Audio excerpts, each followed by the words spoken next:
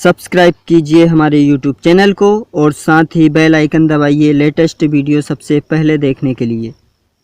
दोस्तों, आज के इस वीडियो में मैं आप लोगों को बताने वाला हूं कि अगर आप एमपी पुलिस का फॉर्म भरना चाहते हैं तो उसका फॉर्म स्टार्ट हो चुका है। तो दोस्तों, इस वीडियो में मैं आप लोगों को बता देता हूं कि आप अपना एमपी पुलिस का फॉर्म किस प्रकार से भर सकते हैं। तो दोस्तों, वीडियो को ध्यान से देखिएगा ताकि वीडियो को देखकर आप भी अपना एमपी पुलिस का फॉर्म बड़ी आसानी से भर सकते हैं। तो नमस्कार दोस्तों, मेरा नाम है अशोक और आप सभी लोगों का मेरे YouTube चैनल पर बहुत बहुत स्वागत है। तो चलिए दोस्तों, शुरू करते हैं। सबसे पहले आपको PEB की साइट खोल लेना है। उसके बाद में यहाँ से ये देखिएगा, पुलिस मुख्यालय गृह पुलिस विभाग मध्य प्रदेश शासन के आरक्षक संवर्ग की भर्ती हेतु चयन परीक्षा। तो आपको यहाँ पर ये देखिएगा, आरंभ करने की तिथि 16 जनवरी 2021, अंतिम तिथि है 30 जनवरी 2021। तो आपको ये इस पर क्लिक कर देना है। जैसे ही आप इस पर क्लिक करेंगे फिर आपके सामने इस तरीके से पेज ओपन हो जाएगा। तो यहाँ पर आपको ये इंस्ट्रक्शन है कुछ, इनको पढ़ लेना है। उसके बाद में ये बॉक्स पर आपको टिक लगा देना है। उसके बाद में आगे बढ़ाएं पर क्लिक कर देना है। जैसे ही आप उस पर क्लिक करेंगे उसके बाद में फिर इस तरीके से पेज ओपन होगा। तो यहाँ पर आपका जो है सामान्य पंजीकरण क्रमांक और अपनी जन्म तारीख और ये कैप्चा कोड डाल के आपको यहाँ से सत्यापित कर आगे बढ़ाएं, इस पर क्लिक कर देना है। अपना पंजीकरण संख्या और जन्म तारीख डेट ऑफ बर्थ डालकर आपको फिर सत्यापित कर इस पर आगे बढ़ाएं पर क्लिक कर देना है। जैसे ही क्लिक करेंगे फिर आपके सामने ये देखिएगा, जो है आपका फॉर्म की डिटेल वो खुल जाएगी। तो आपका जो है ये देखिएगा, इस प्रकार से आपके सामने पेज ओपन होगा। यहाँ पर आपका जो है नाम, father's name, mother's name, date of birth, ये सब आपका पहले से आ चुका है। तो आपको यहाँ पर सिंपली ये नीचे की तरफ में जाना है और ये फिर आगे बढ़ाएं, इस पर क्लिक कर देना है। इसके बाद में फिर आपके सामने इस तरीके से पेज ओपन हो जाएगा। तो जो है अपनी डिटेल सही देख लीजिएगा, सारी जो डिटेल है। उसके बाद में यहाँ से उसके बाद में यहाँ से ध्यानपूर्वक भरिएगा अपना पूरा फॉर्म आपको। तो यहाँ पर ये देख लीजिएगा, यहाँ पर सबसे पहले संवर्ग, भूतपूर्व सैनिक हैं, स्वयंसेविक नगर सैनिक हैं या बिना वर्ग। तो आपको ये अगर इनमें से नहीं है तो बिना वर्ग पर क्लिक कर देना है। फिर उसके बाद में यहाँ पर ये फिर यदि आप मध्य प्रदेश के मूल निवासी हैं तो आपका गृह जिला, होम डिस्ट्रिक्ट। तो यहाँ से सेलेक्ट करके अपना जिला सेलेक्ट कर लेना है जो आपका मूल निवासी है, उसके आधार से।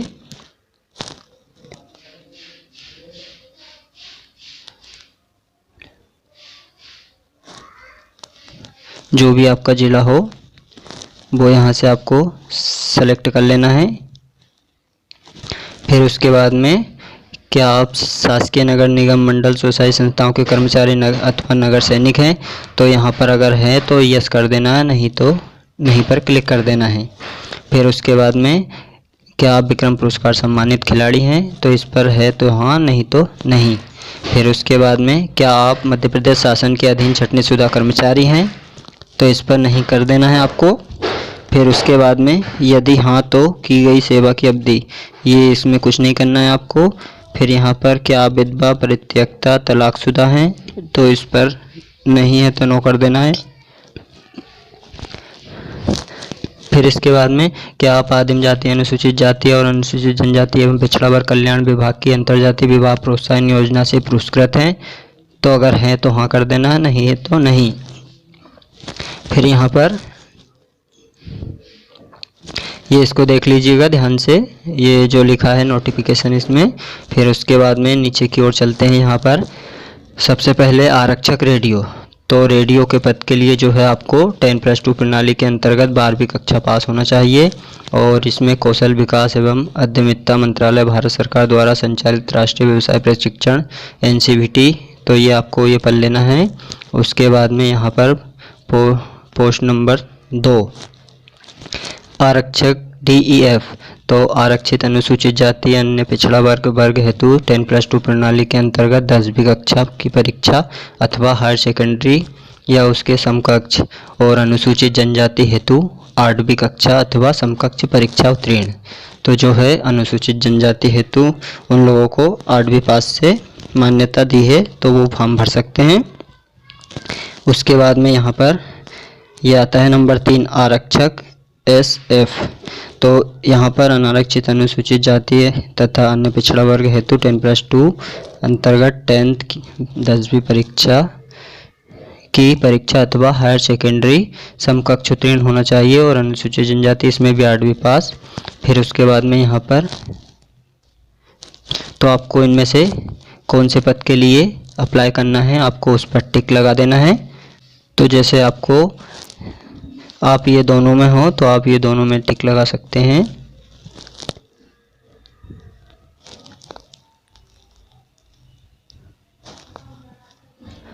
अगर आप ये दोनों चीज़ें यहाँ पर उत्तीर्ण हैं तो ये दोनों पर टिक लगा देना है आपको। और उसके बाद में क्लिक है टू सेलेक्ट डिस्ट्रिक्ट प्रेफरेंस, तो इस पर क्लिक कर देना है। जैसे ही आप इस पर क्लिक करेंगे फिर आपके सामने जो है यहाँ पर आपकी जो पोस्ट हैं वो खुल जाएगी। इसके बाद में यहाँ पर शैक्षणिक योग्यता, तो जो है अपनी आपको यहाँ पर शैक्षणिक योग्यता, रोल नंबर, उत्तीर्ण वर्ष, बोर्ड का नाम, तो यहाँ पर अपनी जो है वो डिटेल डाल देना है 10th क्लास की। यहाँ पर 10th क्लास का अपना रोल नंबर डाल देना है।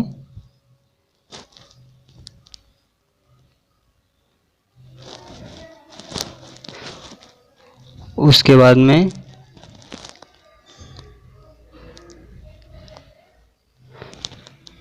तो यहाँ पर परीक्षा उत्तीर्ण, कौन से वर्ष में आपने परीक्षा उत्तीर्ण की है वो डाल देना है। फिर यहाँ पर बोर्ड का नाम, आपने किस बोर्ड से 10th क्लास पास किया है वो डाल देना है। फिर यहाँ पर ऐसे ही 12वीं की डिटेल डाल देना है। यहाँ पर 12वीं का रोल नंबर डाल देना है।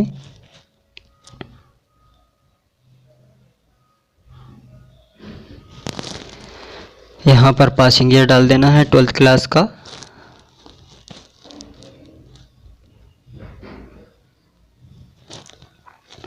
यहाँ पर 12th क्लास का बोर्ड का नाम डाल देना है।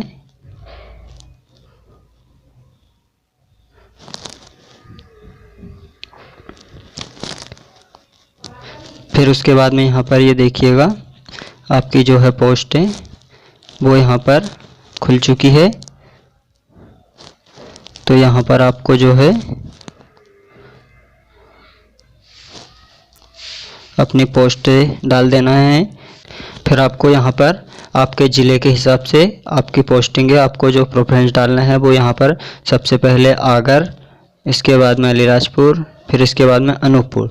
तो यहाँ पर आपको टिक कर देना है। आपको जो भी प्रेफरेंस रखना है अपने, ये सारे इस तरीके से देख लीजिए, सारा प्रेफरेंस अपने ज़िले वाइज जो सबसे पहले आपको डालना है वो सबसे पहले डाल सकते हैं। जो पहले डालेंगे वो पहले मिलता है। तो आपको जो है इसका प्रेफरेंस देना है। तो चलिए सब ज़िले सेलेक्ट कर देते हैं सीरियल वाइज। तो जो है दोस्तों आपको जो है इन पर अपने सीक्वेंस वाइज सब पे टिक लगा देना है। आपको जो ज़िला आपको जहाँ पर पहले चाहिए वो सीक्वेंस के हिसाब से अपने हिसाब से सारे उस पर टिक कर देना है इन पे। उसके बाद में यहाँ पर नोट ये पढ़ लीजिएगा, जो आवेदक मध्य प्रदेश के मूल निवासी नहीं हैं उन्हें केवल अनारक्षित बिना वर्ग ओपन श्रेणी में ही प्रावीण्यता के आधार पर स्थान प्राप्त होगा तथा उन्हें किसी प्रकार की छूट प्राप्त पात्रता नहीं होगी। इसके बाद में यहाँ पर मध्य प्रदेश राज्य के रोजगार कार्यालय में जीवित पंजीयन, तो यहाँ पर आपको अपना रोजगार पंजीयन में आपको अपना पहले पंजीयन कर लेना है। अगर ये पंजीयन नहीं होगा तो आपका फॉर्म नहीं भराएगा। तो आपको इसको हाँ करके यहाँ से अपना पंजीयन नंबर डाल देना है। यहाँ अपना रोजगार पंजीयन नंबर डाल देना है। उसके बाद में पंजीयन दिनांक, जिस डेट को आपने पंजीयन किया था वो डेट डाल देना है। यहाँ पर रोजगार पंजीयन जिले का नाम, जिस जिले से आपने पंजीयन किया है वो जिले का नाम डाल देना है। फिर उसके बाद में यहाँ पर ये देख लीजिएगा, यहाँ ये कुछ पद, वर्ग, ऊंचाई, सीमा विकल्प। तो जो है आरक्षित जीडी, अनारक्षित, अनुसूचित जातियों एवं पिछड़ा वर्ग के लिए पुरुष के लिए 168 सेंटीमीटर, और जो है ये यहाँ पर सीना और ये यहाँ पर ये दी हुई है, तो ये चाहिए इसके लिए। तो अगर ये है तो आप इस पर यस कर देना है आपको। फिर उसके बाद में महिला के लिए 155 सेंटीमीटर, और ये तो आपको इस पर, क्या आप आवेदित पद समूह के लिए न्यूनतम शैक्षणिक अर्हता रखते हैं, तो आपको इस पर यस कर देना है। फिर उसके बाद में यहाँ पर यदि आप मध्य प्रदेश के अनुसूचित जनजाति एसटी श्रेणी के उम्मीदवार हैं, तो क्या आप 10वीं बोर्ड या उससे उच्च शिक्षा उत्तीर्ण हैं, तो हाँ, तो इसको यस कर देना है। फिर उसके बाद में यहाँ पर आपको परीक्षा शहर जहाँ से लिखित परीक्षा में सम्मिलित होना चाहते हैं, तो आपको यहाँ से सेलेक्ट करके आप अपना जो है एग्ज़ाम सेंटर सेलेक्ट कर लेना है जहाँ भी आपको परीक्षा देना है। फिर उसके बाद में यहाँ पर घोषणा पत्र पर टिक कर देना है आपको। फिर उसके बाद में दोस्तों आप जो है फॉर्म अपना ध्यान से पूरा एक बार चेक कर लीजिएगा सबमिट करने से पहले। तो आपको फिर इसके बाद में आगे बढ़ाने पर क्लिक कर देना है। ये देखिएगा दोस्तों, जो है फॉर्म सबमिट हो चुका है। तो इसकी यहाँ पर भुगतान नहीं, तो आपको इसकी पेमेंट करना पड़ेगा इसके बाद में। तो ये पेमेंट करने से पहले पूरा चेक कर लीजिएगा अपनी जो है पोस्ट, वो आपको ध्यानपूर्वक भरना है। फिर आपको यहाँ पर पेमेंट करने से पहले इसको अपना जो है फॉर्म का आवेदन क्रमांक ये लिख लेना है आपको। उसके बाद में यहाँ प्रिंट पर क्लिक करके इसको सेव कर लेना है आपको। फिर उसके बाद में यहाँ से प्रोसीड टू पेमेंट, इस पर क्लिक करके पेमेंट कर देना है। फिर उसके बाद में इस तरीके से पेज ओपन हो जाएगा आपके सामने। तो यहाँ पर आपको नेट बैंकिंग से पेमेंट करना है या फिर डेबिट कार्ड, क्रेडिट कार्ड या यूपीआई से। आपको जैसे एटीएम कार्ड से, अपना डेबिट कार्ड से करना है तो इस पर क्लिक कर देना है। फिर यहाँ पर आपको इस पर ये पे government India all major banks, इस पर क्लिक कर देना है। इस पर क्लिक करने के बाद में यहाँ पर ये रेफरेंस नंबर लिख लेना है आपको। फिर ओके पर क्लिक कर देना है। फिर यहाँ पर आपको पेमेंट अमाउंट, आपको 360 रुपये लग रहे हैं इनके। तो यहाँ पर आपको अपना जो है डेबिट कार्ड सेलेक्ट करके यहाँ से इसमें अपना कार्ड नंबर डाल देना है, एक्सपायरी डेट डाल देना है, CVV नंबर और कार्ड होल्डर नेम। तो ये डिटेल डालने के बाद में मेक पेमेंट पर क्लिक कर देना है। तो इसे आपको अपनी पेमेंट कर देना है। जैसे पेमेंट होगी तो आपका फॉर्म जो है फाइनली सबमिट हो जाएगा। तो उसको आपको सेव करके रख लेना है। तो दोस्तों ध्यान से भरिएगा अपना पूरा फॉर्म। तो दोस्तों वीडियो अच्छा लगे तो प्लीज़ लाइक कर दीजिएगा और चैनल को सब्सक्राइब कर लीजिएगा इसी प्रकार की लेटेस्ट वीडियो सबसे पहले देखने के लिए। थैंक यू दोस्तों, धन्यवाद।